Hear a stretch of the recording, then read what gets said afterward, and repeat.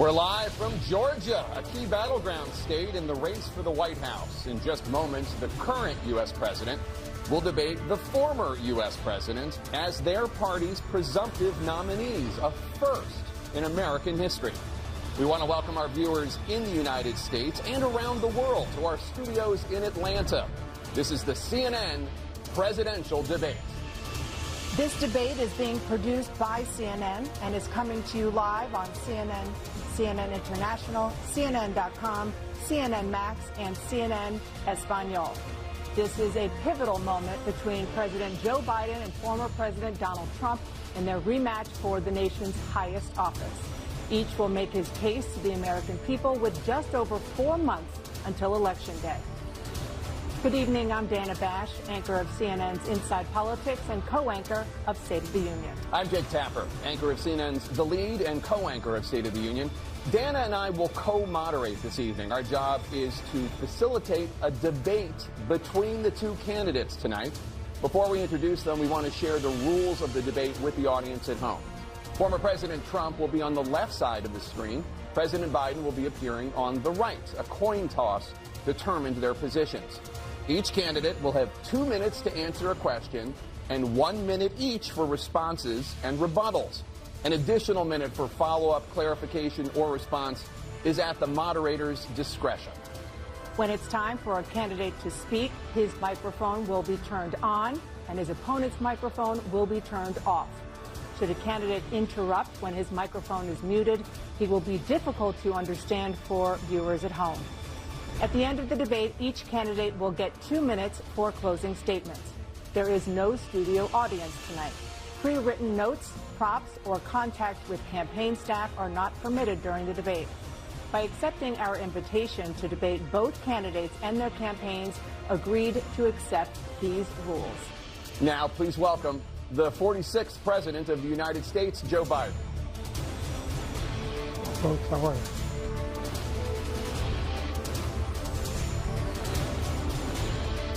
Great to be here. Thank you. And please welcome the 45th President of the United States, Donald Trump.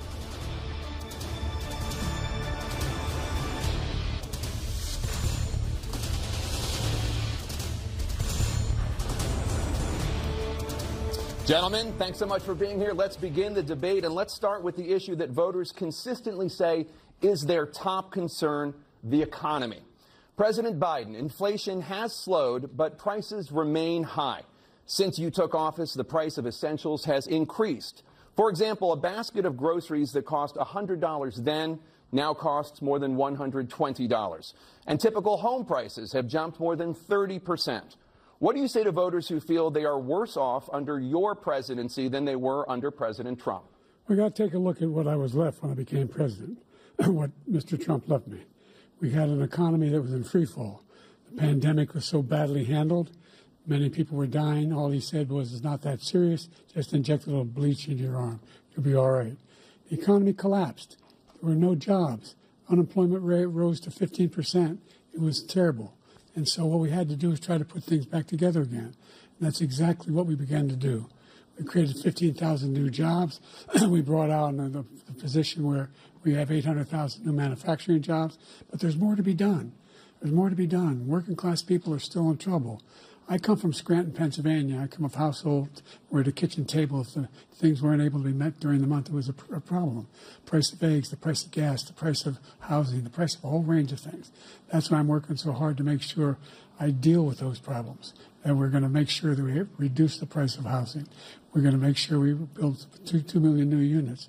We're going to make sure we cap rents so corporate greed can't take over. The combination, what I was left with in corporate greed, is the reason why we're in this problem right now. In addition to that, we're in a situation where if you take a look at all that was done in his administration, he didn't do much at all. By the time he left, things were in chaos, literally chaos. And so we put things back together. We created, I said, those jobs. We make sure we had a situation where we brought down the price of prescription drugs, which is a major issue for many people, to $15 for an insulin shot as opposed to $400. No senior has to pay more than $200 for any drug, all the drugs they can include beginning next year. in a situation and we're going to make that available to everybody, to all Americans. So we're working to bring down the price of around the kitchen table, and that's what we're going to get done. Thank you. President Trump? We have the greatest economy in the history of our country. We have never done so well. Everybody was amazed by it. Other countries were copying us. We got hit with COVID, and when we did, we spent the money necessary so we wouldn't end up in a Great Depression, the likes of which we had in 1929. By the time we finished, so we did a great job. We got a lot of credit for the economy, a lot of credit for the military, and no wars, and so many other things. Everything was rocking good. But the thing we never got the credit for, and we should have, is getting us out of that COVID mess. He created mandates that was a disaster for our country. But other than that, we had given them back a country where the stock market actually was higher than pre-COVID, and nobody thought that was even possible. The only jobs he created are for illegal immigrants and bounce-back jobs, a bounce-back from the COVID. He has not done a good job. He's done a poor job, and inflation's killing our country. It is absolutely killing us. Thank you. President Biden? Well, look, the greatest economy in the world, he's the only one who thinks that, I think. I don't know anybody else who thinks he had the greatest economy in the world.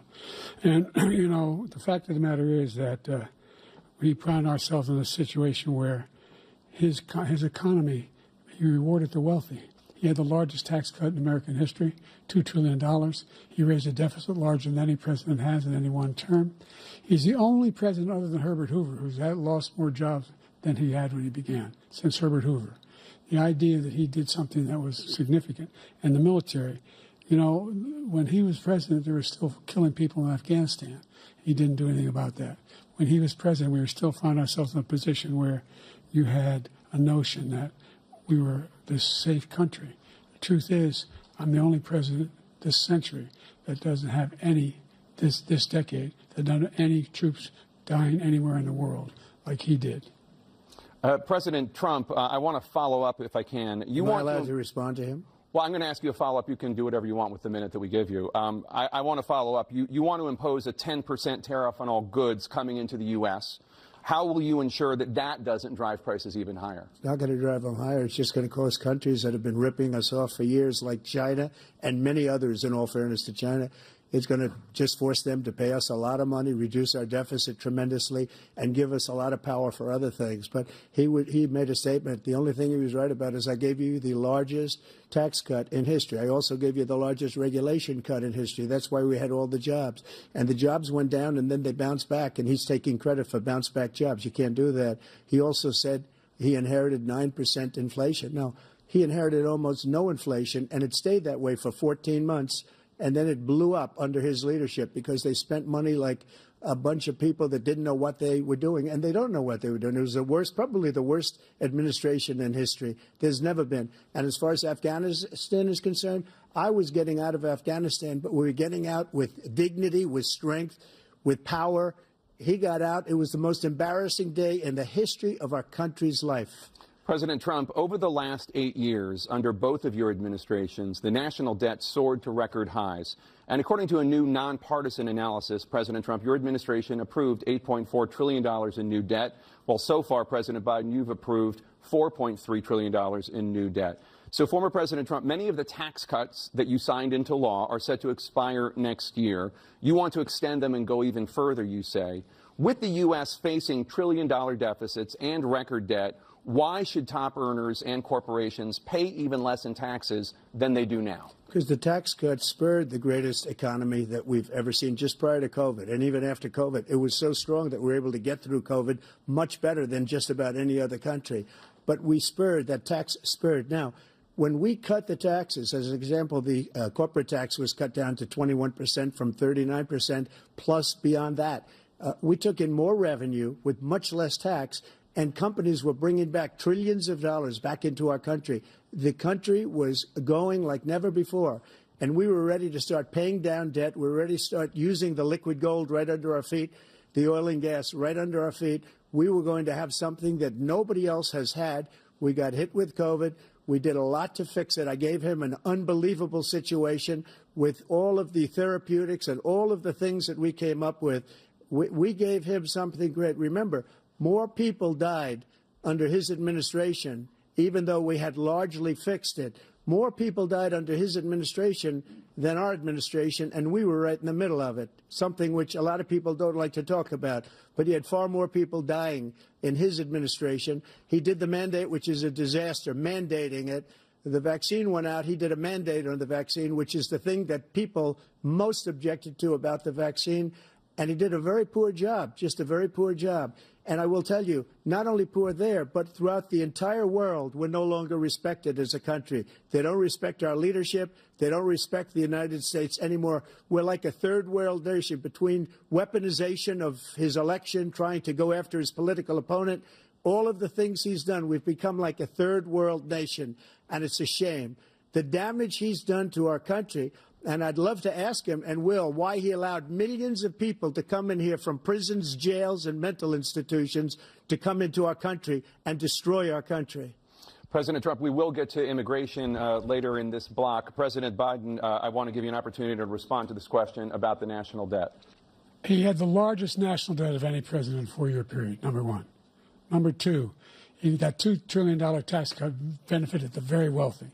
What I'm going to do is fix the tax system. For example, we have 1,000 trillionaires in America. Billionaires in America. And what's happening? They're in a situation where they, in fact, pay 8.2% in taxes. If they just paid 24%, 25%, either one of those numbers, they'd raise $500 billion, I should say, in a 10-year period. We'd be able to wipe out his debt. We'd be able to help make sure that all those things we need to do, child care, elder care, making sure that we continue to strengthen our health care system, making sure that we're able to make every single solitary person eligible for what I've been able to do with the with the COVID, with dealing with everything we have to do with, look, if we finally beat Medicare. Thank you, President Biden. President Trump? Well, he's right. He did beat Medicare. He beat it to death, and he's destroying Medicare because all of these people are coming in. They're putting them on Medicare. They're putting them on Social Security. They're going to destroy Social Security. This man is going to single-handedly destroy Social Security. These millions and millions of people coming in, they're trying to put them on Social Security. He will wipe out Social Security. He will wipe out Medicare. So he was right in the way he finished that sentence, and it's a shame. What's happened to our country in the last 4 years is not to be believed. Foreign countries, I'm friends with a lot of people, they cannot believe what happened to the United States of America. We're no longer respected. They don't like us. We give them everything they want, and they think we're stupid. They think we're very stupid people. What we're doing for other countries, and they do nothing for us. What this man has done is absolutely criminal. Thank you, President Trump. Dana? This is the first presidential election since the Supreme Court overturned Roe v. Wade.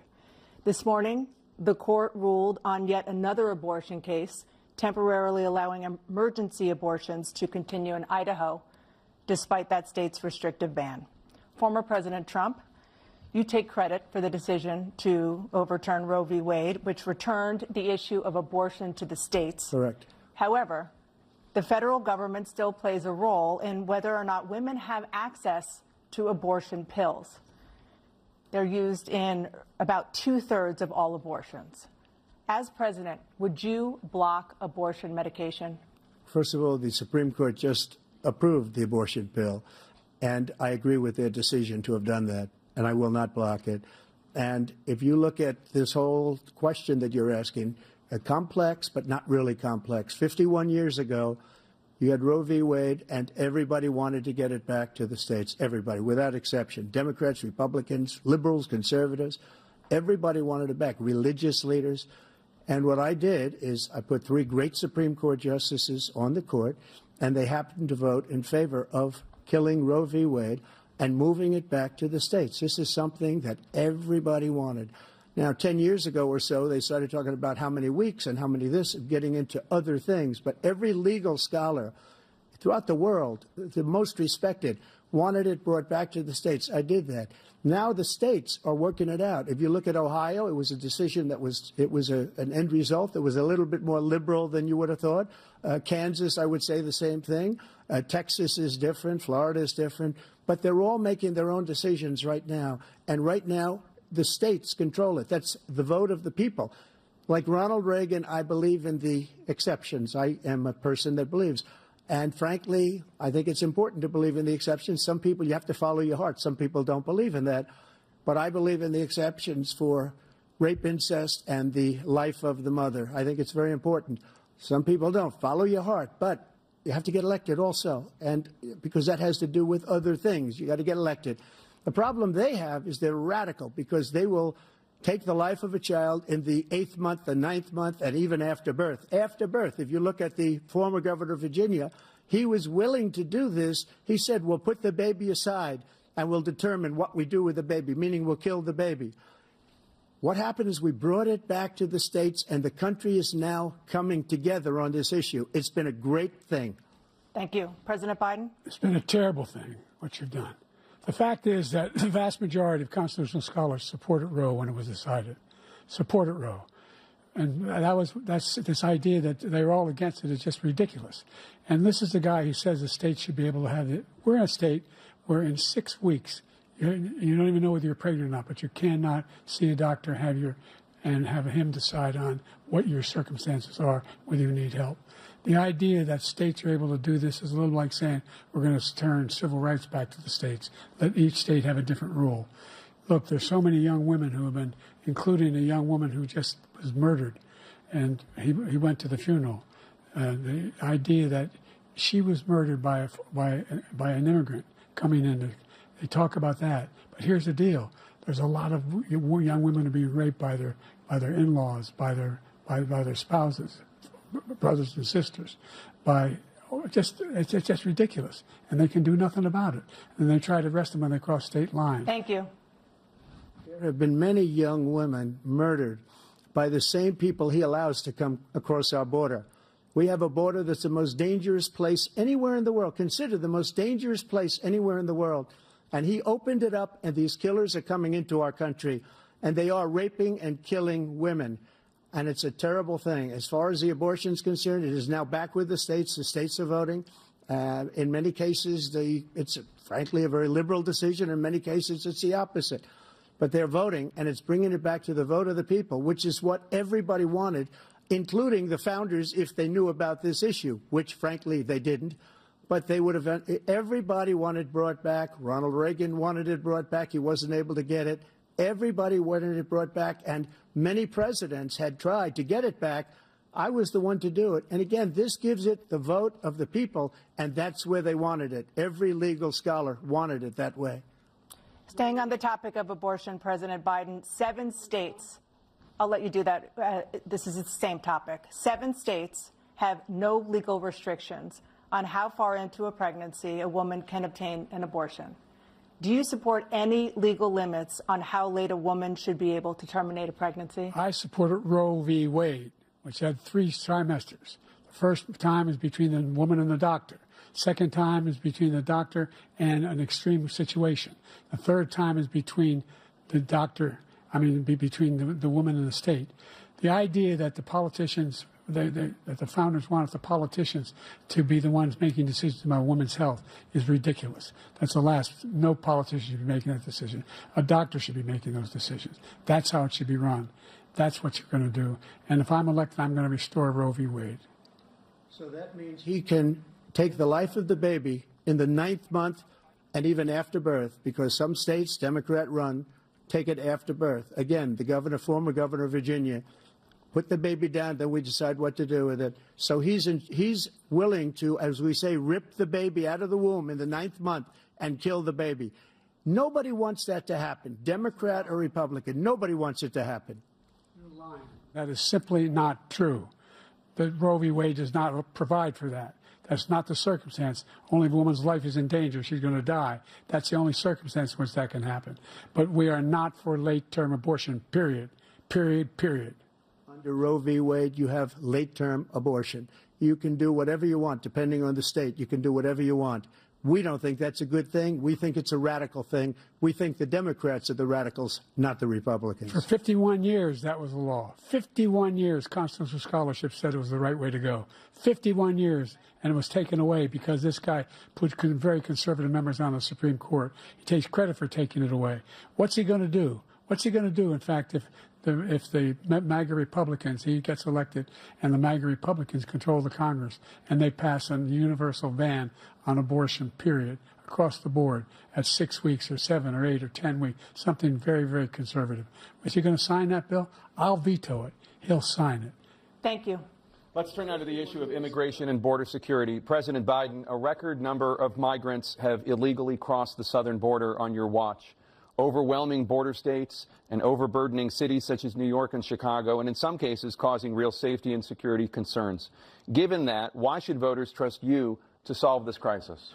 Because we worked very hard to get a bipartisan agreement that not only changed all of that, it made sure that we are in a situation where you had no circumstance where they could come across the border with the number of border police there are now. We significantly increased the number of asylum officers. By the way, the Border Patrol endorsed my position. In addition to that, we found ourselves in a situation where when he was president, he was separating babies from their mothers, putting them in cages, making sure the families were separated. That's not the right way to go. What I've done since I've changed the law, what's happened? I've changed it in a way that now you're in a situation where there are 40% fewer people coming across the border illegally. That's better than when he left office. And I'm going to continue to move until we get the total ban on the total initiative relative to what we're going to do with more Border Patrol and more asylum officers. President Trump? I really don't know what he said at the end of that sentence. I don't think he knows what he said either. Look, we had the safest border in the history of our country. The border, all he had to do was leave it. All he had to do was leave it. He decided to open up our border, open up our country to people that are from prisons, people that are from mental institutions, insane asylum, terrorists. We have the largest number of terrorists coming into our country right now, all terrorists, all over the world, not just in South America, all over the world. They come from the Middle East, everywhere. All over the world, they're pouring in. And this guy just left it open. And he didn't need legislation because I didn't have legislation. I said, close the border. We had the safest border in history. In that final couple of months of my presidency, we had, according to Border Patrol, who is great, and by the way, who endorsed me for president, but I won't say that, but they endorsed me for president. Brandon, just speak to him. But look, we had the safest border in history. Now we have the worst border in history. There's never been anything like it. And people are dying all over the place, including the people that are coming up in caravans. Thank you, President Trump. President Biden? The only terrorist who's done anything crossing the border is one who came along and killed three, under his administration, killed an al-Qaeda person come in his administration, killed 3 American soldiers. That's the only terrorist that's there. I'm not saying that no terrorist ever got through, but the idea they're emptying their prisons, we're welcoming these people, that's simply not true. There's no data to support what he said. Once again, he's exaggerating, he's lying. President Trump, staying on the topic of immigration, you've said that you're going to carry out, quote, the largest domestic deportation operation in American history, unquote.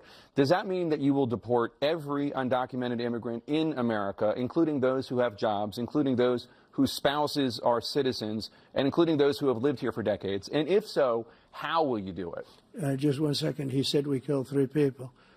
The people we killed are al-Baghdadi and Soleimani, the 2 greatest terrorists, biggest terrorists anywhere in the world, and it had a huge impact on everything, not just border, on everything. He's the one that killed people with the bad water, including hundreds of thousands of people dying, and also killing our citizens when they come in. We are living right now in a rat's nest. They're killing our people in New York, in California, in every state in the union, because we don't have borders anymore. Every state is now a border. And because of his ridiculous, insane, and very stupid policies, people are coming in and they're killing our citizens at a level that we've never seen. We call it migrant crime. I call it Biden migrant crime. They're killing our citizens at a level that we've never seen before. And you're reading it like these 3 incredible young girls over the last few days. One of them, I just spoke to the mother, and he just had the funeral for this girl, 12 years old. This is horrible what's taken place. What's taken place in our country, we're literally an uncivilized country now. He doesn't want it to be. He just doesn't know. He opened the borders. Nobody's ever seen anything like. And we have to get a lot of these people out, and we have to get them out fast because they're going to destroy our country. Just take a look at where they're living. They're living in luxury hotels in New York City and other places. Our veterans are on the street. They're dying because he doesn't care about our veterans. He doesn't care. He doesn't like the military at all, and he doesn't care about our veterans. Nobody been worse. I had the highest approval rating for veterans taking care of the VA. He has the worst. He's gotten rid of all the things that I approved. Choice that I got through Congress, all of the different things I approved, they abandoned. We had by far the highest, and now it's down in less than half because he's done all these great things that we did. And I think he did it just because I approved it, which is crazy. But he has killed so many people at our border by allowing all of these people to come in. And it's a very sad day in America. President Biden, you have the mic. Every single thing he said is a lie. Every single one. For example, veterans are a hell of a lot better off since I passed the PACT Act. 1 million of them now have insurance, and their families have it. Their families have it because what happened, whether it was Agent Orange or burn pits, they're all being covered now. And his group opposed that. We're also in a situation where we have great respect for veterans. My son spent a year in Iraq, living right next to one of those burn pits, came back with stage 4 glioblastoma. I was recently in France for D-Day, and I spoke all about those heroes that died. I went to the World War I cemetery he refused to go to. He was standing with his 4-star general, and he told me, he said, I don't want to go in there because they're a bunch of losers and suckers. My son was not a loser, was not a sucker. You're the sucker. You're the loser. President Trump? First of all, that was a made-up quote, suckers and losers. They made it up. It was in a third-rate magazine that's failing, like many of these magazines. He made that up. He put it in commercials. We've notified him. We had 19 people that said I didn't say it. And think of this. Who would say I'm at a cemetery or I'm talking about our veterans? Because nobody's taken better care. I'm so glad this came up, and he brought it up. There's nobody that's taken better care of our soldiers than I have. To think that I would, in front of generals and others, say suckers and losers. We have 19 people that said it was never said by me. It was made up by him, just like Russia was made up, just like the 51 intelligence agents are made up, just like the new thing with the 16 economists are talking. It's the same thing. 51 intelligence agents said that the laptop was Russia disinformation. It wasn't. That came from his son, Hunter. It wasn't Russia disinformation. He made up the suckers and losers, so he should apologize to me right now. 4-star general standing to your side who was on your staff who said you said it, period. That's number one. And number two, the idea that I have to apologize to you for anything along the line. We've done more for veterans than any president has in American history. And they now are in their family. The only sacred obligation we have as a country is to care for our veterans when they come home and their families and equip them when they go to war. That's what we're doing. That's what the VA is doing now. They're doing more for veterans than ever before in our history. All right. Thank you so much. Let's move to the topic of foreign policy. I want to begin with Russia's war against Ukraine, which is now in its third year. Former President Trump, Russian President Vladimir Putin says he'll only end this war if Russia keeps the Ukrainian territory it has already claimed and Ukraine abandons its bid to join NATO. Are Putin's terms acceptable to you? First of all, our veterans and our soldiers can't stand this guy. They can't stand him. They think he's the worst commander-in-chief, if that's what you call him, that we've ever had. They can't stand him. So let's get that straight. And they like me more than just about any of them. And that's based on every single bit of information. As far as Russia and Ukraine, if we had a real president, a president that knew, that was respected by Putin, he would have never invaded Ukraine. A lot of people are dead right now, much more than people know. You know, they talk about numbers. You can double those numbers, maybe triple those numbers. He did nothing to stop it. In fact, I think he encouraged Russia from going in. I'll tell you what happened. He was so bad with Afghanistan. It was such a horrible embarrassment, most embarrassing moment in the history of our country, that when Putin watched that and he saw the incompetence, that he should have fired those generals, like I fired the one that you mentioned. And so he's got no love lost. But he should have fired those generals. No general got fired for the most embarrassing moment in the history of our country, Afghanistan, where we left billions of dollars of equipment behind. We lost 13 beautiful soldiers, and 38 soldiers were obliterated. And by the way, we left people behind, too. We left American citizens behind. When Putin saw that, he said, you know what? I think we're going to go in and maybe take this was his dream. I talked to him about it, his dream. The difference is he never would have invaded Ukraine. Never. Just like Israel would have never been invaded in a million years by Hamas. You know why? Because Iran was broke with me. I wouldn't let anybody do business with them. They ran out of money. They were broke. They had no money for Hamas. They had no money for anything. No money for terror. That's why you had no terror at all during my administration. This place, the whole world is blowing up under him. President Biden? I've never heard so much malarkey in my whole life. Look, the fact of the matter is that we're in a situation where, let's take the last point first.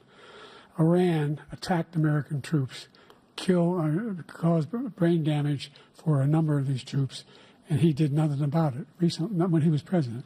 They attacked. He said they're just having headaches. That's all it is. He didn't do a thing when the attack took place, number one. Number two, we got over 100,000 Americans and others out of Afghanistan during that airlift. Number three, we found ourselves in a situation where, if you take a look at what Trump did in Ukraine, this guy told Trump, do whatever you want, do whatever you want. And that's exactly what Trump did to Putin, encourage him, do whatever you want. And he went in. And listen to what he said when he went in. He was going to take Kyiv in 5 days, remember? Because it's part of the old Soviet Union. That's what he wanted to reestablish, Kyiv. And he, in fact, didn't do it at all. He wasn't able to get it done. And they've lost thousands and thousands of troops, 500,000 troops. President Trump, I never come back said to you that. for 1 minute. I just want to go back to my original question, which is, are Putin's terms acceptable to you? Keeping the territory in Ukraine? Acceptable. No, they're not acceptable. But look, this is a war that never should have started. If we had a leader in this war, he led everybody along. He's given $200 billion now or more to Ukraine. He's given $200 billion. That's a lot of money. I don't think there's ever been anything like it. Every time that Zelensky comes to this country, he walks away with $60 billion. He's the greatest salesman ever. And I'm not knocking him. I'm not knocking anything. I'm only saying the money that we're spending on this war, and we shouldn't be spending, it should have never happened. I will have that war settled between Putin and Zelensky as president-elect before I take office on January 20th. I'll have that war settled. People being killed so needlessly, so stupidly, and I will get it settled, and I'll get it settled fast before I take office. President Biden, you have a minute. The fact is that Putin is a war criminal. He's killed thousands and thousands of people. And he has made one thing clear. He wants to reestablish what was part of the Soviet Empire, not just a piece. He wants all of Ukraine.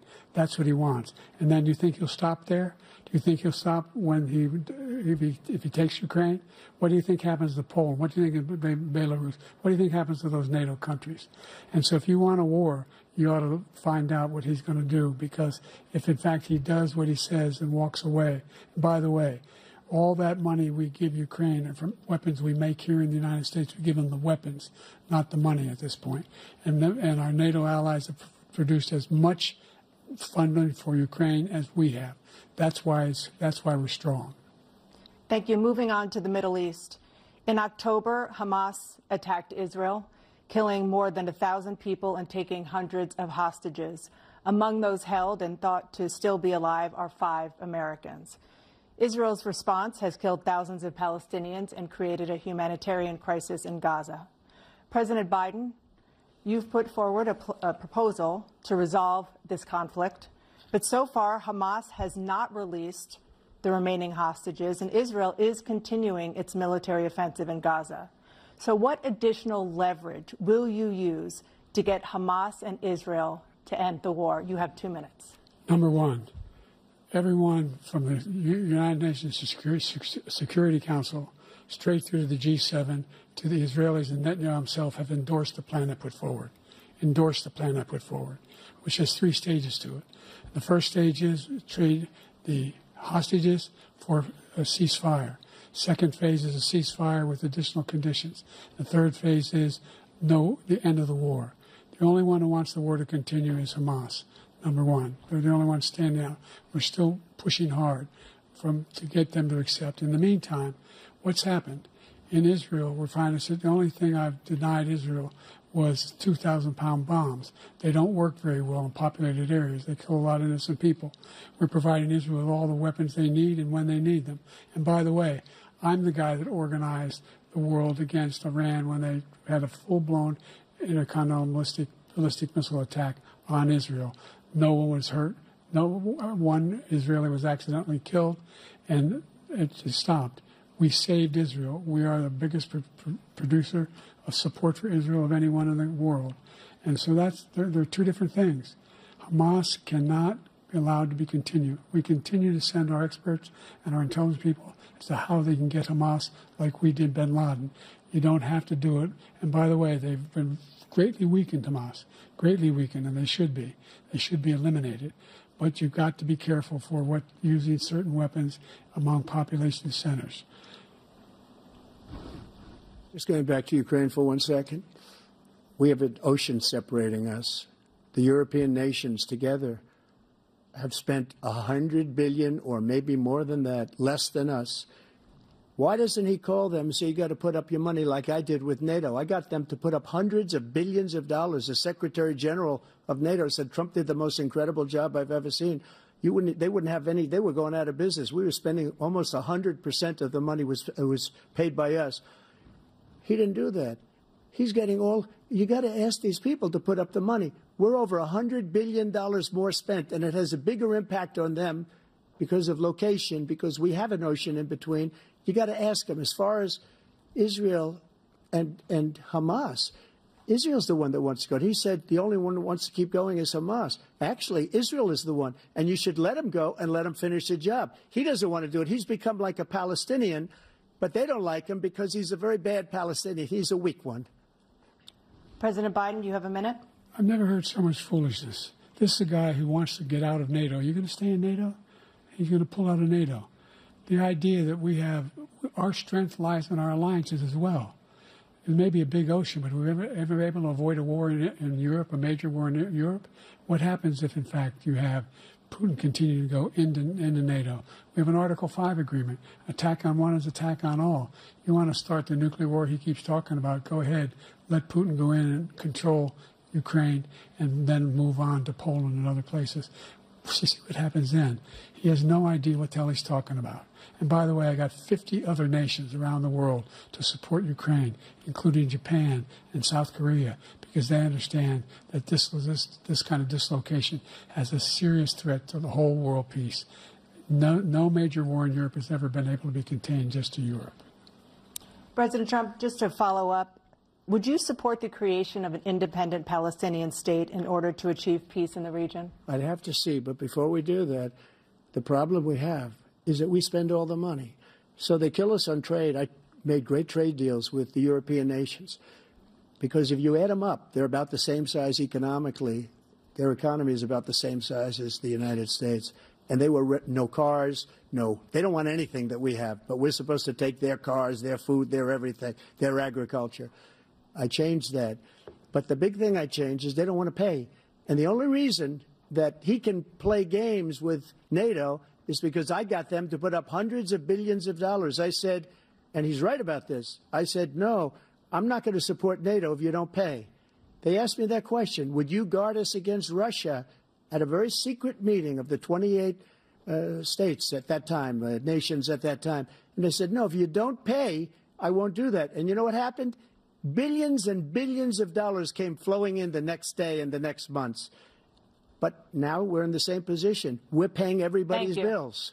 Let's turn to the issue of democracy. Former President Trump, I want to ask you about January 6, 2021. After you rallied your supporters that day, some of them stormed the Capitol to stop the constitutionally mandated counting of electoral votes. As president, you swore an oath to, quote, preserve, protect, and defend, unquote, the Constitution. What do you say to voters who believe that you violated that oath through your actions and inaction on January 6th and worry that you'll do it again? Well, I don't think too many believe that. And let me tell you about January 6th.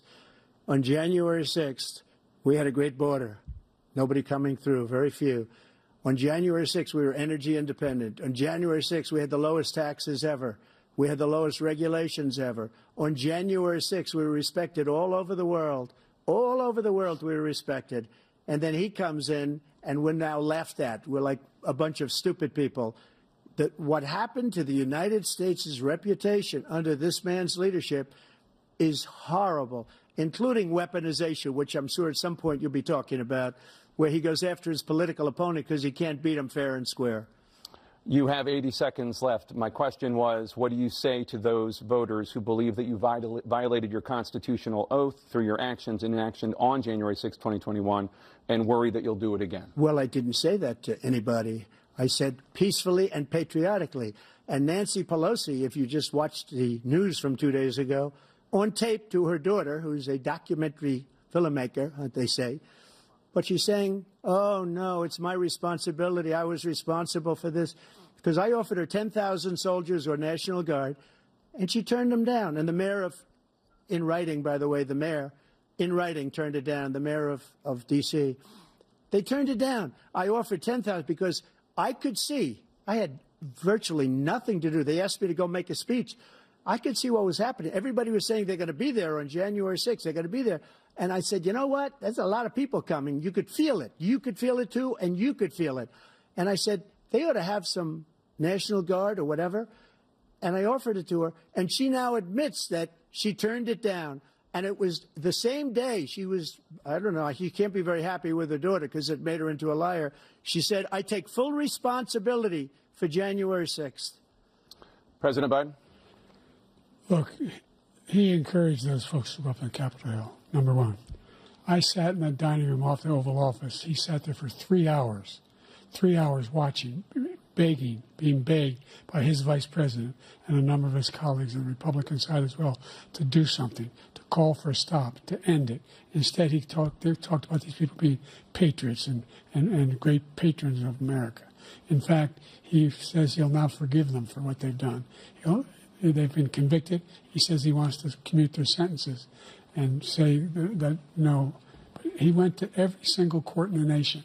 I don't know how many cases, scores of cases, including the Supreme Court, and they said, no, this guy is responsible for doing what was done. He did do a damn thing, and these people should be in jail, and they should be the ones who are being held accountable. And he wants to let them all out. And now he says if he loses again, such a whiner that he is, that it could be a bloodbath. Thank you, President Biden. President Trump? What they've done to some people that are so innocent, you ought to be ashamed of yourself. What you have done, how you've destroyed the lives of so many people. When they ripped down Portland, when they ripped down many other cities, you go to Minnesota, Minneapolis, what they've done there, with the fires all over the city. If I didn't bring in the National Guard, that city would have been destroyed. When you look at all of they took over big chunks of Seattle. I was all set to bring in the National Guard. They heard that. They saw them coming, and they left immediately. What he said about this whole subject is so off. Peacefully patriotic. One other thing.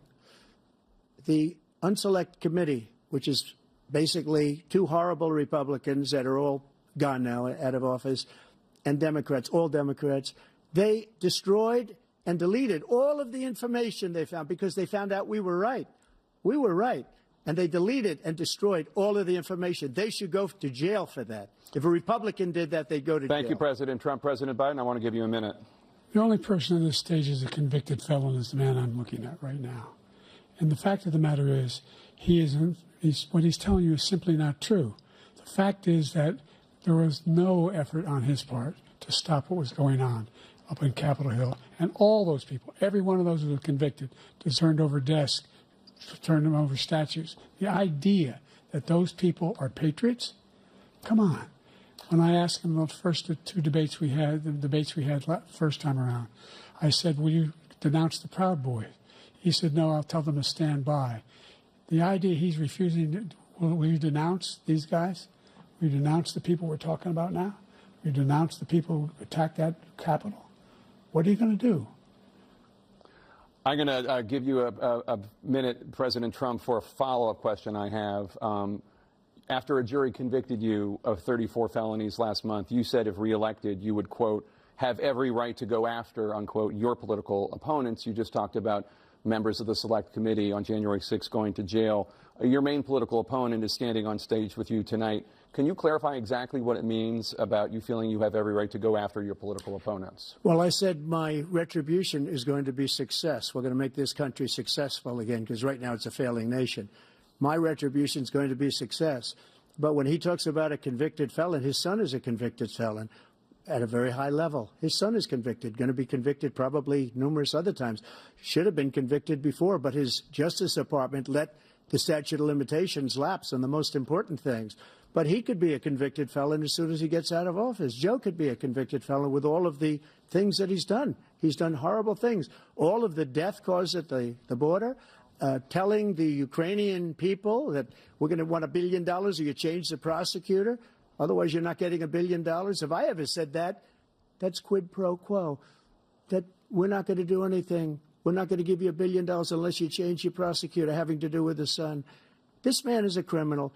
This man, you're lucky. You're lucky. I did nothing wrong. We'd have a system that was rigged and disgusting. I did nothing wrong. Thank you, President Trump. President Biden, you have said, I'm coming right to you, sir. You want to respond? Go ahead. I'll give you a minute to respond. The idea that I did anything wrong relative to what you're talking about is outrageous. It's simply a lie, number one. Number two, the idea that you have a right to seek retribution against any American just because you're president is wrong.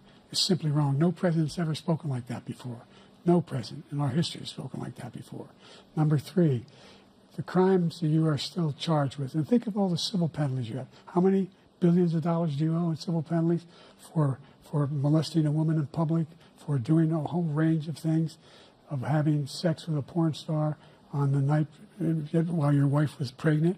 I mean, what are you talking about? You have the morals of an alley cat. Give you a minute, sir. I didn't have sex with a porn star, number one.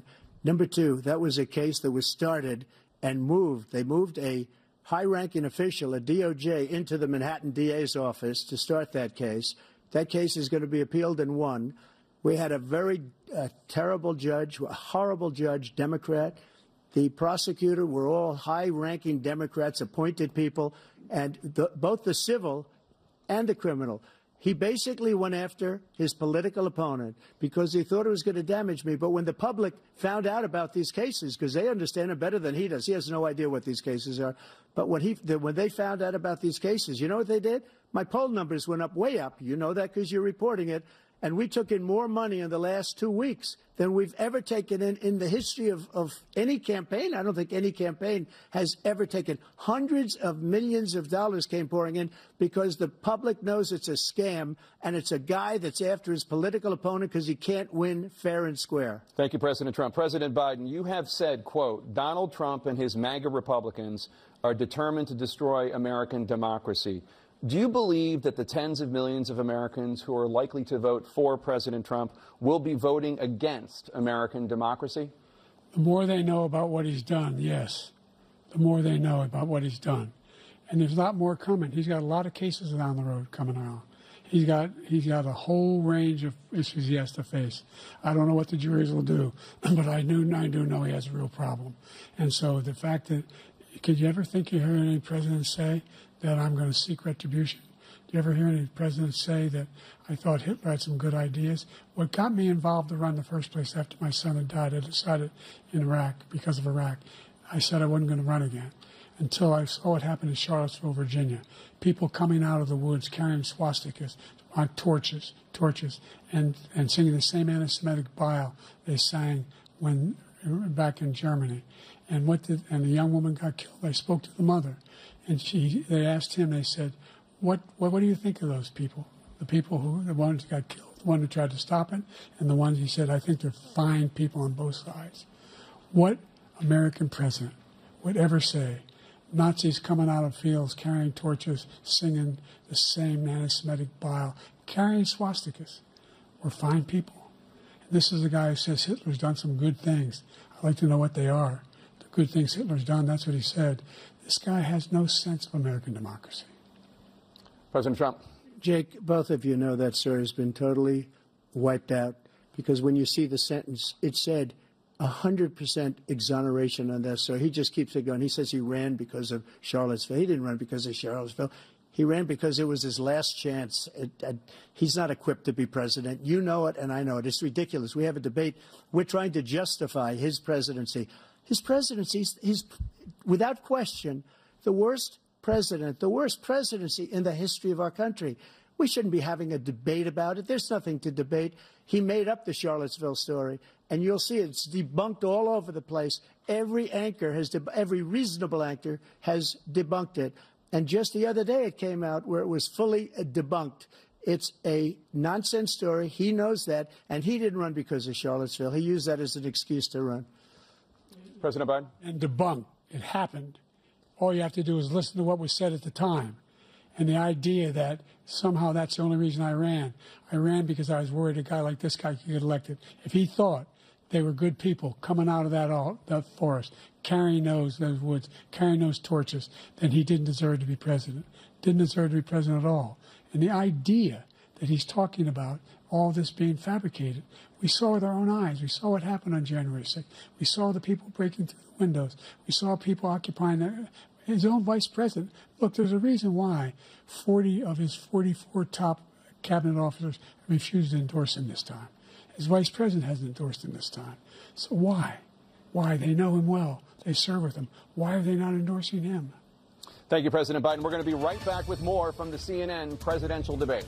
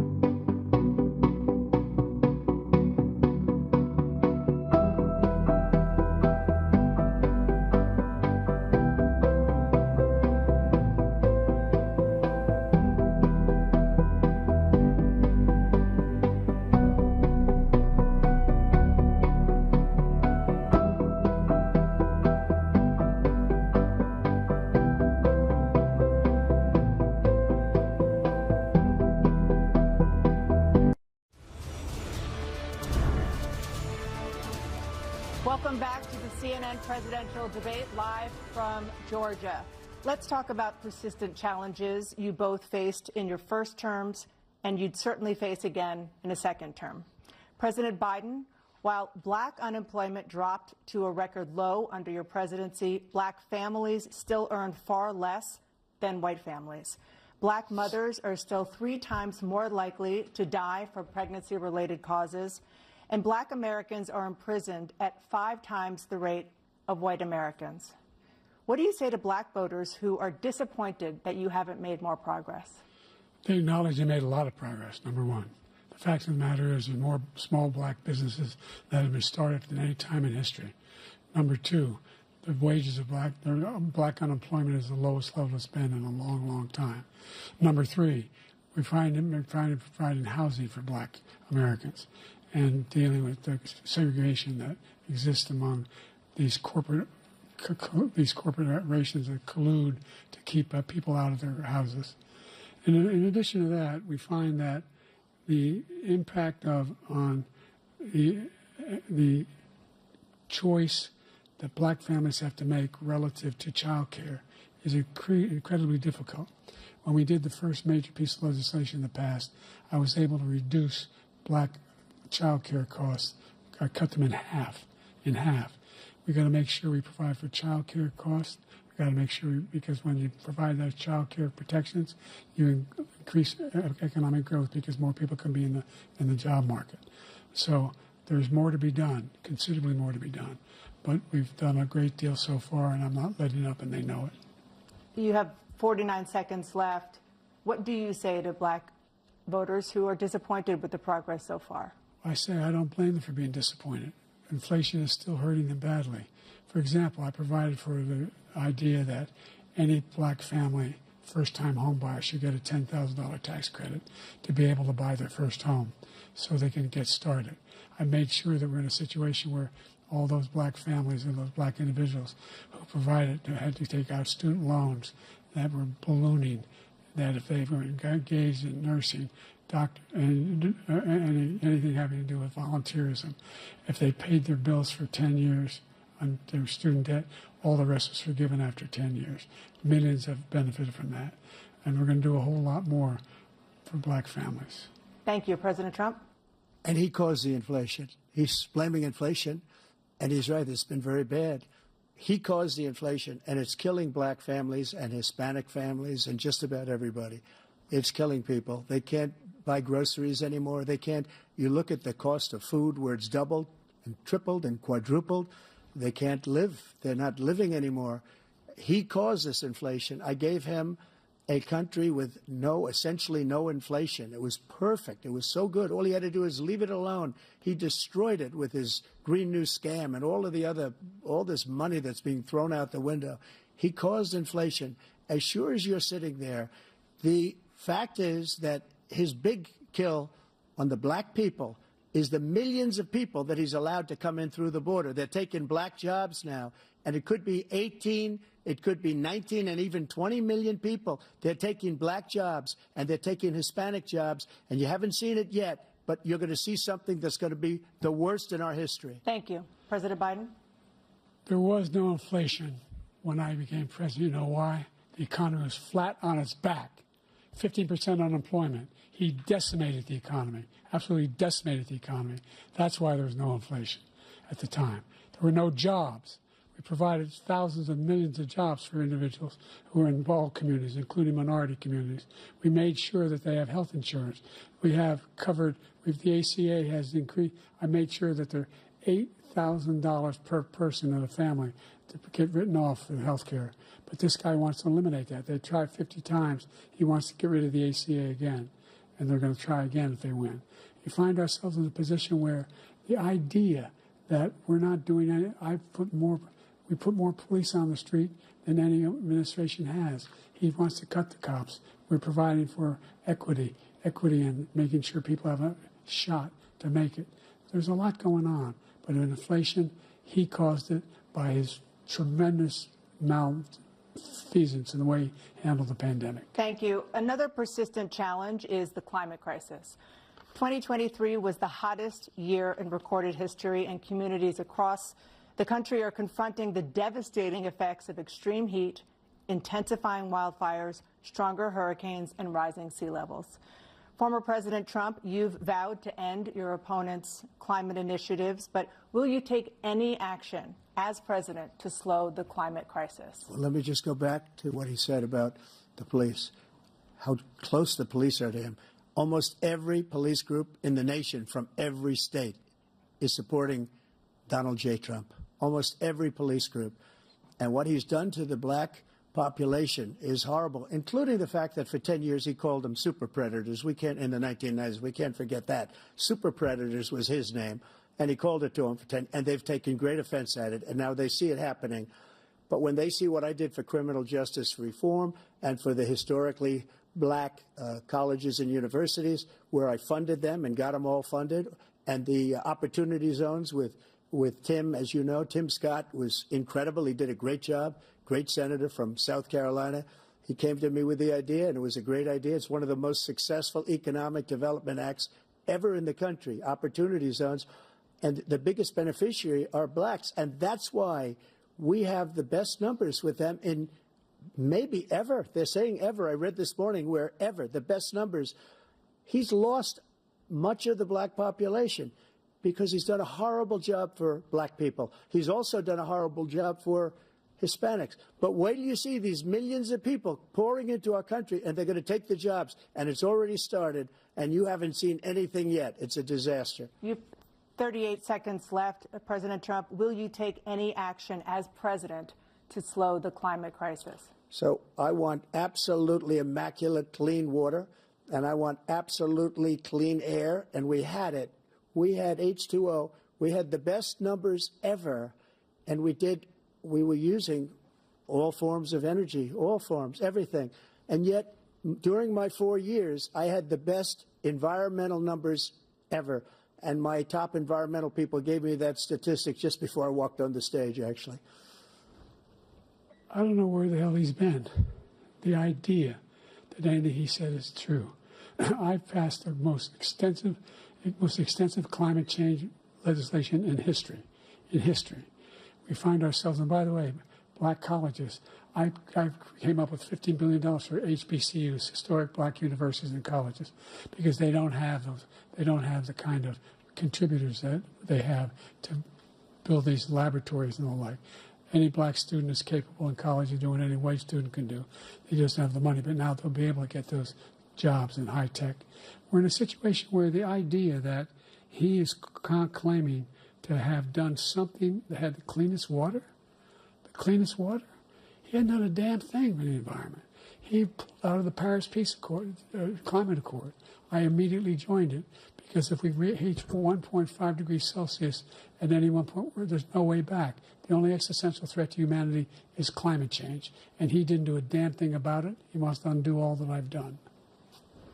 The Paris Accord was going to cost us $1 trillion, and China nothing, and Russia nothing, and India nothing.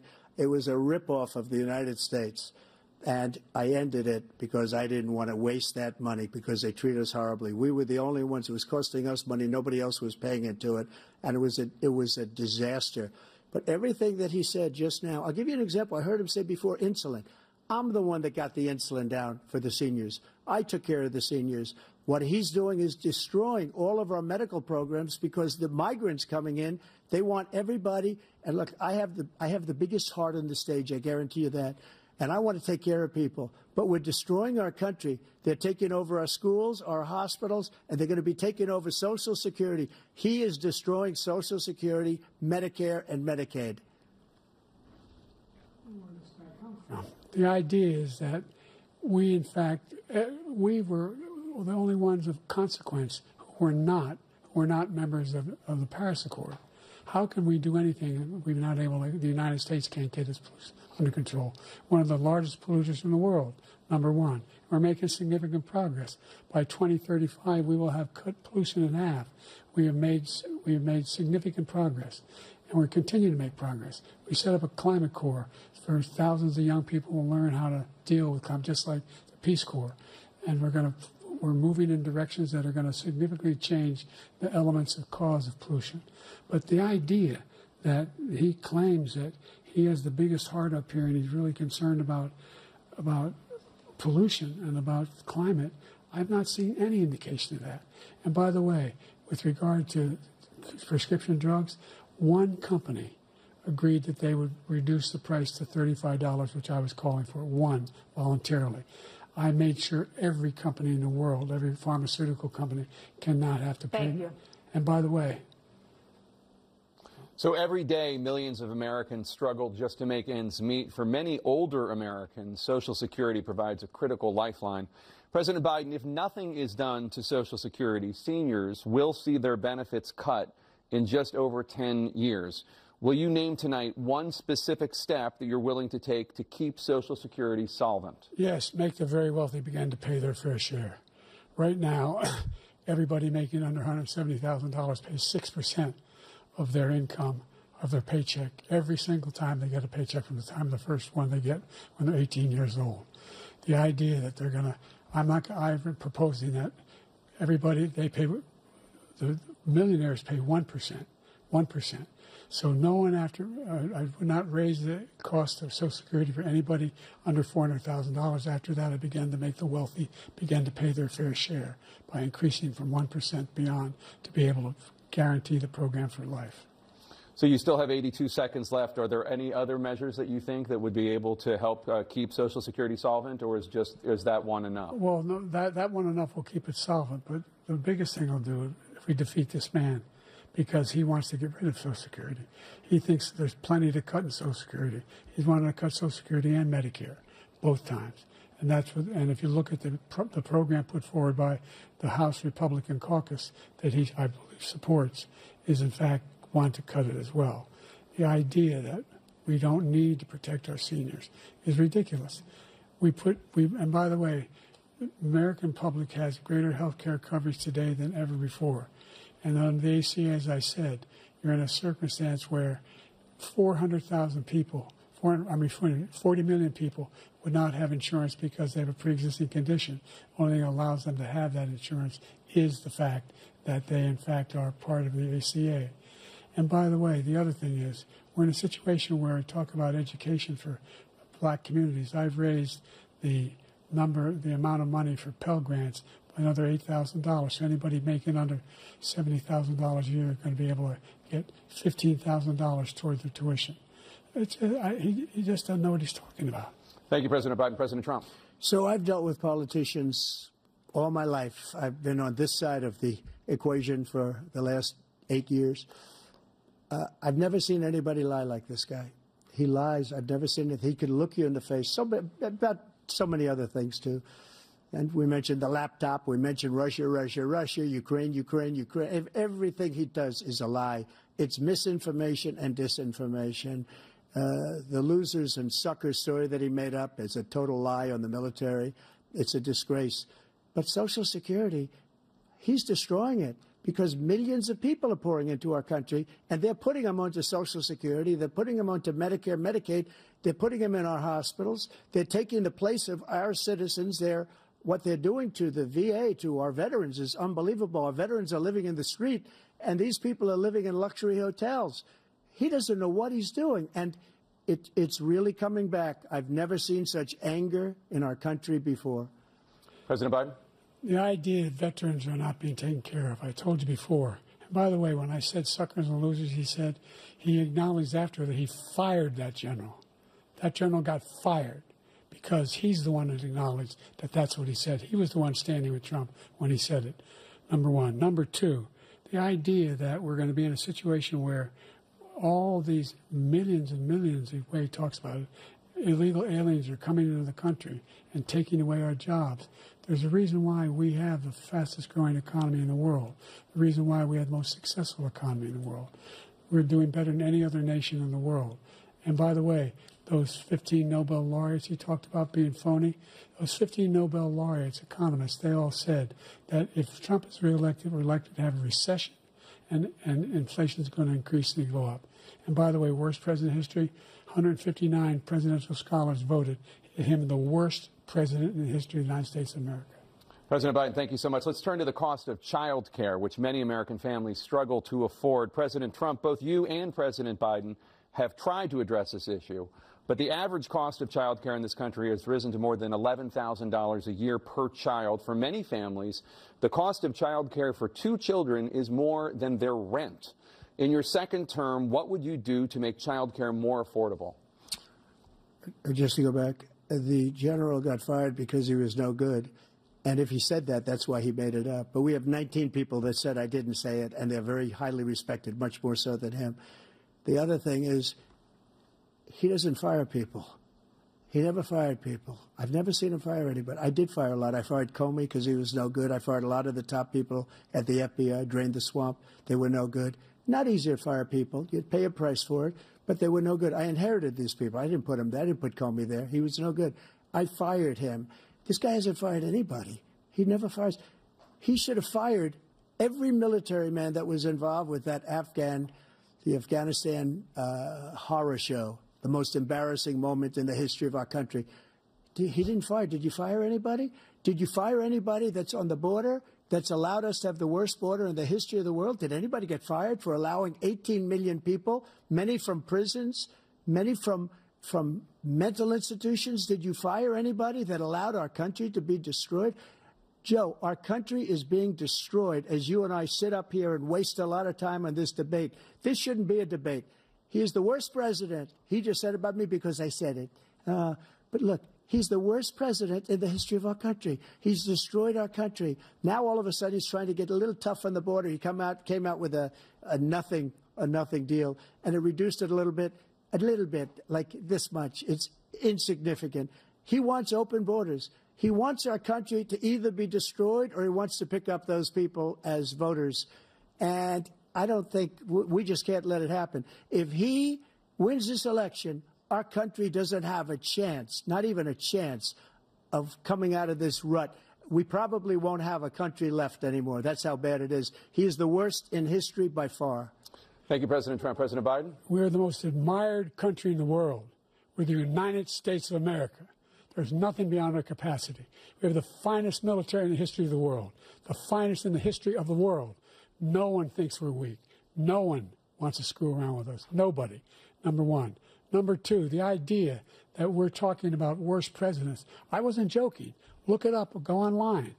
159 or 58, don't hold me the exact number, presidential historians, they've had meetings and they voted who's the worst president in American history. One through best to worst. They said he was the worst in all of American history. That's a fact. That's not conjecture. He can argue they're wrong, but that's what they voted. The idea that he is doing anything to deal with child care, he did virtually nothing to child care. We should significantly increase the child care tax credit. We should significantly increase the availability of women and men or single parents to be able to go back to work. And we should encourage businesses to have. Thank you, President Biden. President Trump, the question was about what would you do to make child care more affordable, if you want to take your minute. Just so you understand, we have polling, we have other things that they rate him the worst because what he's done is so bad.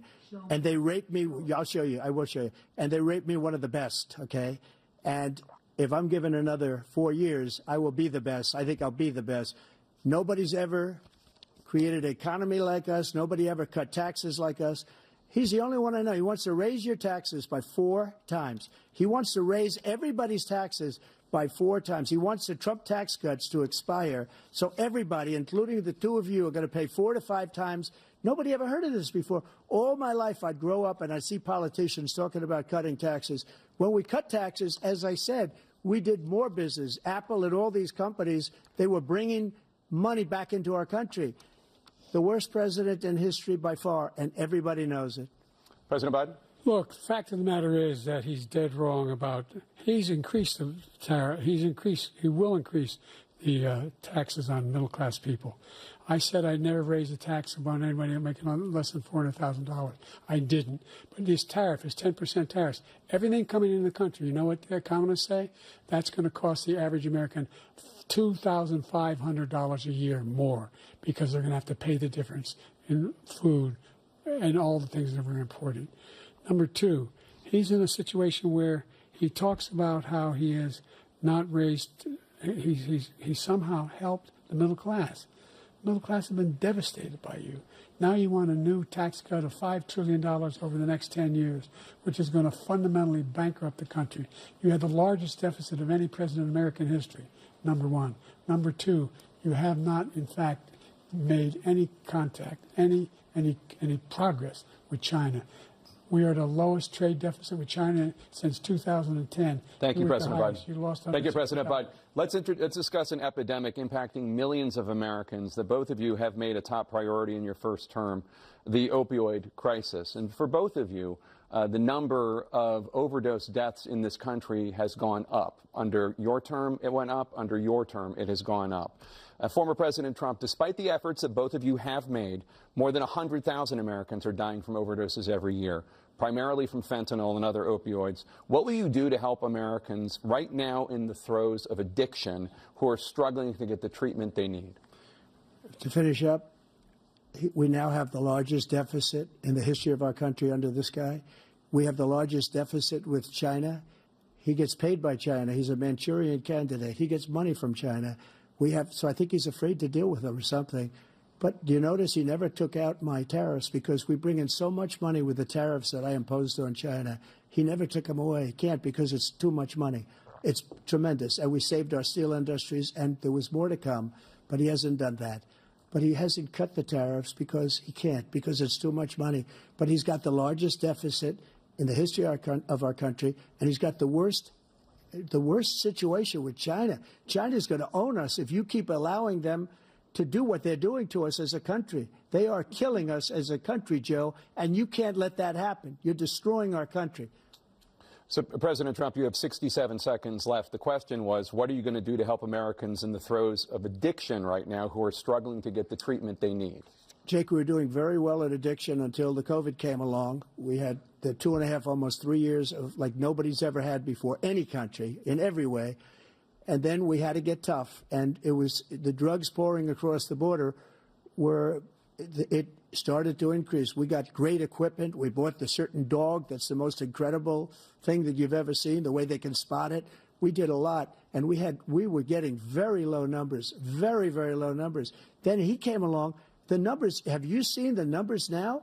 It's not only the 18 million people that I believe is even low because the gotaways, they don't even talk about gotaways.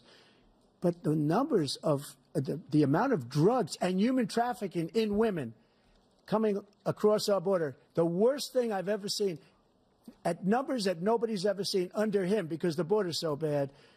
But the number of drugs coming across our border now is the largest we've ever had by far. President Trump, thank you. President Biden? Fentanyl and the byproducts of fentanyl went down for a while. And I wanted to make sure we use the machinery that can detect fentanyl, these big machines that roll over everything that comes across the border. And it costs a lot of money. That was part of this deal we put together, this bipartisan deal. More fentanyl machines, more be able to detect drugs, more numbers of agents, more numbers of all the people at the border.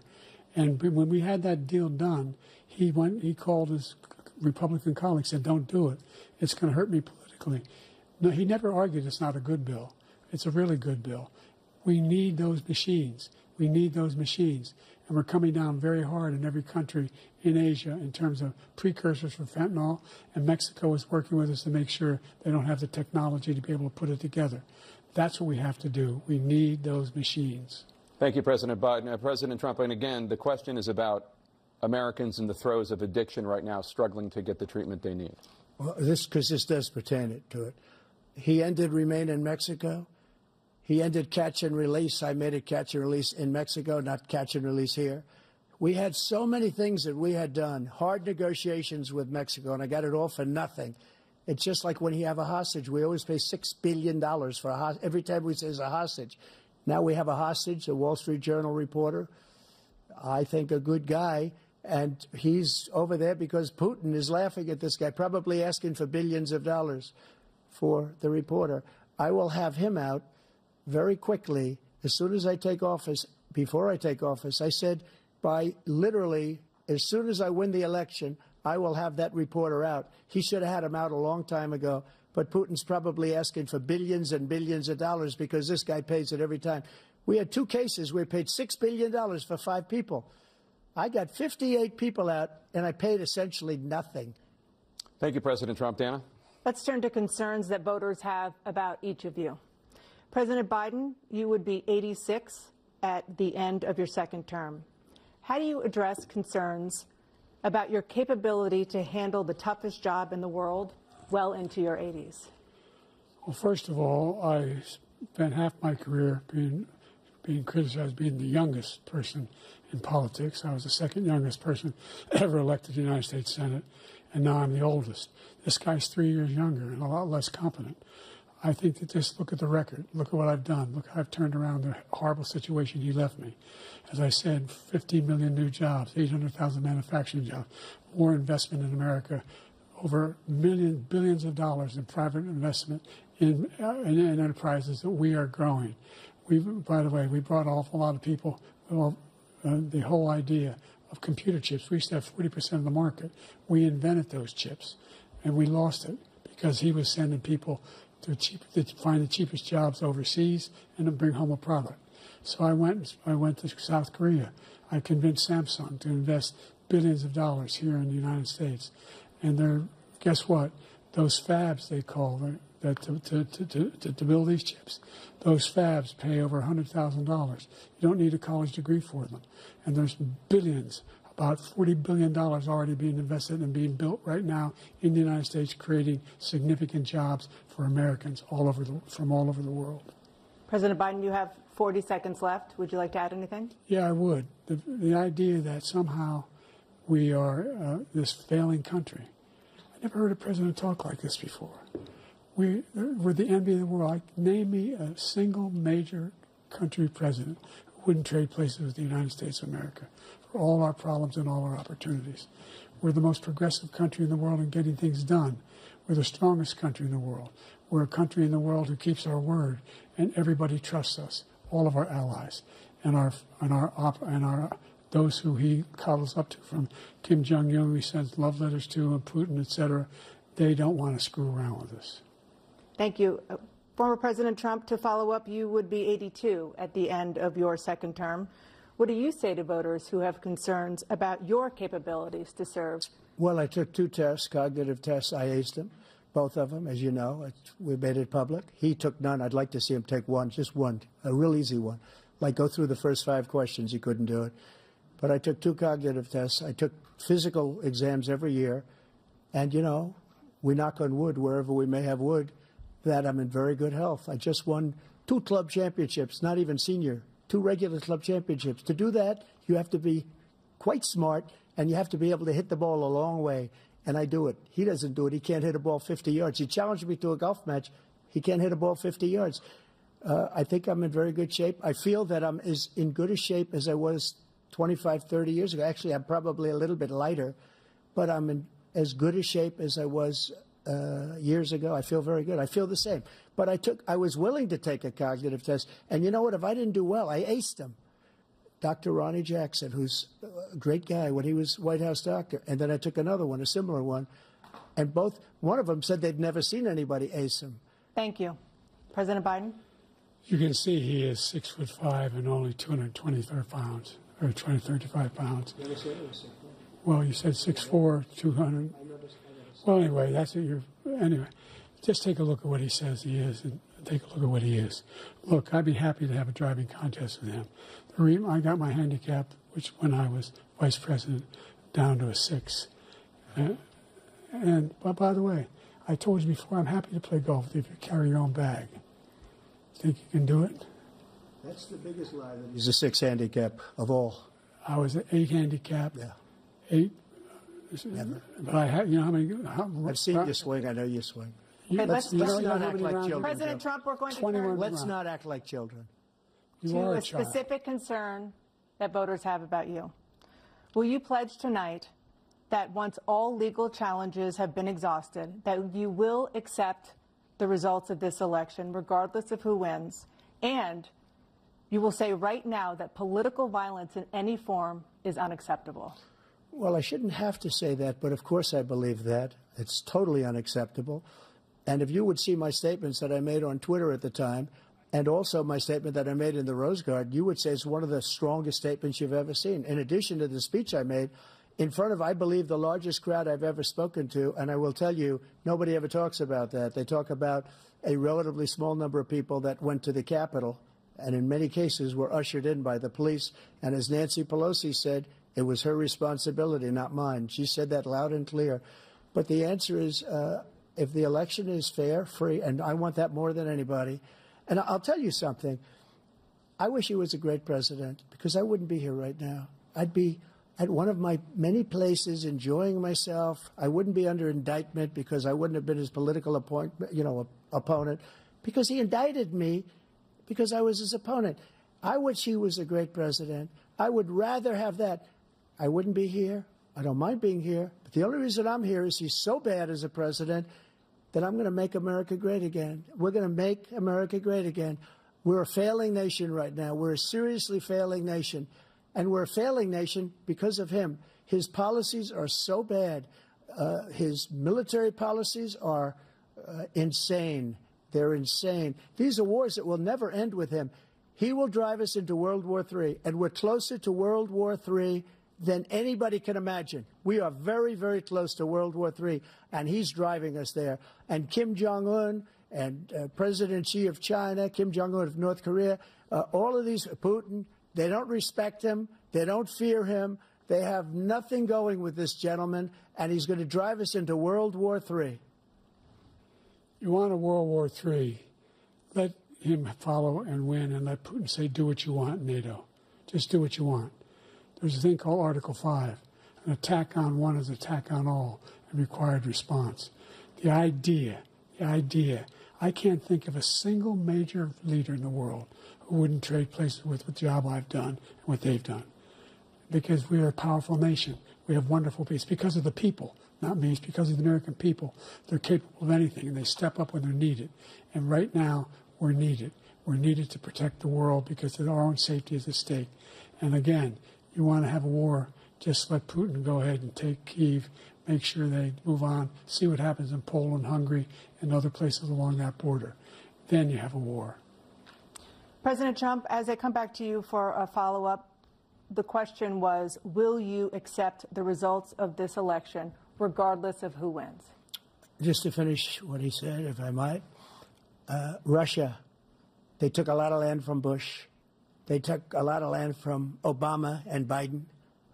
They took no land, nothing from Trump, nothing. He knew not to do it. He's not going to play games with me. He knew that. I got along with him very well, but he knew not to play games. He took nothing from me. But now he's going to take the whole thing from this man right here. That's a war that should have never started. It would have never started, ever, with me. And he's going to take Ukraine. And, you know, you asked me a question before, would you do this with... He's got us in such a bad position right now with Ukraine and Russia, because Ukraine's not winning that war. He said, I will never settle until such time. They're running out of people. They're running out of soldiers. They've lost so many people. It's so sad.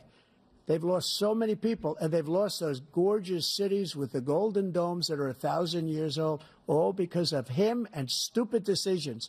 Russia would have never attacked if I were president. President Trump, the question was, will you accept the results of the election, regardless of who wins? Yes or no, please. If it's a fair and legal and good election, absolutely. I would have much rather accepted these. But the fraud and everything else was ridiculous. And if you want, we'll have a news conference on it in a week, or we'll have another one of these in a week. But I will absolutely, there's nothing I'd rather do. It would be much easier for me to do that than I'm running again. I wasn't really going to run until I saw the horrible job he did. He's destroying our country. I would be very happy to be someplace else, in a nice location someplace. And again, no indictments, no political opponent stuff, because it's the only way he thinks he can win. But unfortunately, it's driven up my numbers and driven them up to a very high level because the people understand it. Well, let's see what your numbers are when this election is over. Let's see. You're a whiner. When you lost the first time, you continued, you appealed and appealed to courts all across the country. Not one single court in America said any of your claims had any merit, state or local, none. But you continue to provoke this lie about somehow there's all this representation, all this stealing. There is no evidence of that at all.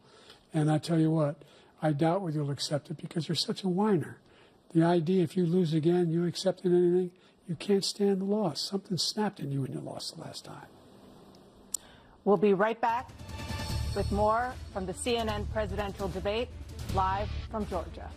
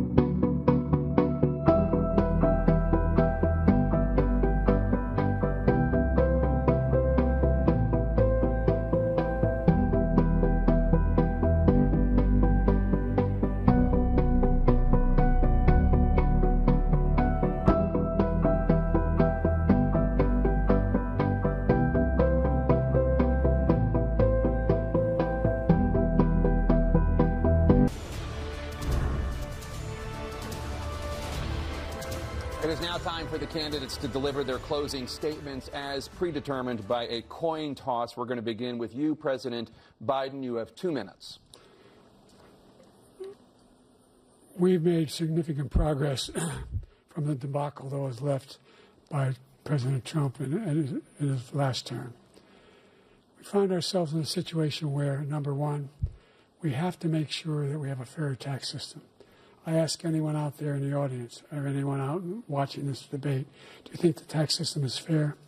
The fact is that I said nobody even making under $400,000 had a single penny increase in their taxes and will not. And if I'm reelected, that'll be the case again. But this guy has increased your taxes because of the deficit, number one. He's increased inflation because of the debacle he left after the way he handled the pandemic. And he finds himself in a position where he now wants to tax you more by putting a 10% tariff on everything that comes into the United States of America. What I did when, for example, he wants to get rid of the ability of Medicare for us to be able to negotiate drug prices with the big pharma companies. Well, guess what? We got it down to $35 for insulin instead of $400. No more than $2,000 for every senior, no matter how much prescription they need. You know what that did? That reduced the federal debt by $160 billion over 10 years because the government doesn't have to pay the exorbitant prices. I'm going to make that available to every senior all along, it's happening now, and everybody in America. He wants to get rid of that. I'm going to make sure that we have child care. We're going to significantly increase the credits people have for child care. I'm going to make sure we do something about what we're doing on lead pipes and all the things that are causing health problems for people across the country. We're going to continue to fight to bring down inflation and give people a break. Thank you, President Biden. President Trump, you now have 2 minutes for your closing statement. Like so many politicians, this man is just a complainer. He said, we want to do this, we want to do that, we want to get rid of this tax, that tax. But he doesn't do anything. All he does is make our country unsafe by allowing millions and millions of people to pour in. Our military doesn't respect him. We look like fools in Afghanistan. We didn't stop Israel. It was such a horrible thing that would have never happened. It should have never happened. Iran was broke. Anybody that did business with Iran, including China, they couldn't do business with the United States. They all passed. Iran was broke. They had no money for Hamas or Hezbollah, for terror, no money whatsoever. Again, Ukraine should have never happened. He talks about all this stuff, but he didn't do it. For 3.5 years, we're living in hell. We have the Palestinians and we have everybody else rioting all over the place. You talk about Charlottesville. This is 100 times Charlottesville, 1,000 times. The whole country is exploding because of you, because they don't respect you, and they have to respect their president, and they don't respect you throughout the world. What we did was incredible. We rebuilt the military. We got the largest tax cut in history, the largest regulation cut in history. The reason he's got jobs is because I cut the regulations that gave jobs, but he's putting a lot of those regulations back on. All of the things that we've done, nobody's never seen anything like, even from a medical standpoint, right to try, where we can try space-age materials instead of going to Asia or going to Europe and trying to get, when you're terminally ill, now you can go and you can get something. You sign a document. They've been trying to get it for 42 years. But you know what we did for the military was incredible. Choice for our soldiers, where our soldiers, instead of waiting for 3 months to see a doctor, can go out and get themselves fixed up and readied up and take care of themselves, and they're living. And that's why I had the highest approval rating in the history of the VA. So all of these things, we're in a failing nation, but it's not going to be failing anymore. We're going to make it great again. Thank you, former President Trump, President Biden. Stay with us because we have full analysis of this debate. Anderson Cooper and Aaron Burnett starts now on CNN.